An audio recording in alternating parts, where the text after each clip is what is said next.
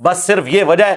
اس دفاع کے اندر آ کے نا ہمیں یہ مشورے دے رہے ہیں کہ جی آپ جو ہے نا وہ نیوٹرل ہو جاتے. کیوں نیوٹرل ہوتے بھائی؟ کس دلیل کی بنا پر؟ بخاری اور مسلم دونوں میں حدیث ہے، فتنوں کے دور میں جماعت المسلمین اور ان کے امیر کو لازم پکڑ لینا. تو کیا حضرت علی اس فتنے کے دور میں مسلمانوں کی جماعت کے امیر نہیں تھے؟ پھر مسلم کی حدیث کہ جب ایک خلیفہ کی بیعت ہو جائے، جو کوئی خلاف کھڑا ہو اسے قتل کر دو. اسی کے تحت جنگ صفین لڑی تھی مولا علی نے. تو کیا مولا علی کا ساتھ نہ دیتے؟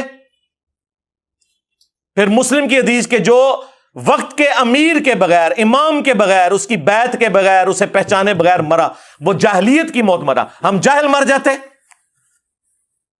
اچھا ڈی پی نو صحابہ کو کیا کہیں گے؟ بھائی جو صحابہ اکرام کو اس معاملے میں غلطی لگی ان کا معاملہ اللہ کے سپرد، لیکن بعد میں تو کلیئر ہو چکا ہے نا.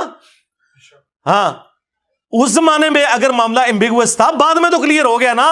اور سرکار بعد میں تو ان کو بھی کلیئر ہو گیا جو پوری زندگی ان کی سپورٹ کرتے رہے. جی عبداللہ ابن عمر کو قتل ابن امیہ نے کروایا. صحیح بخاری میں موجود ہے، حجاج ابن یوسف نے پاؤں میں زہر آلود نیزہ مروا دیا تھا.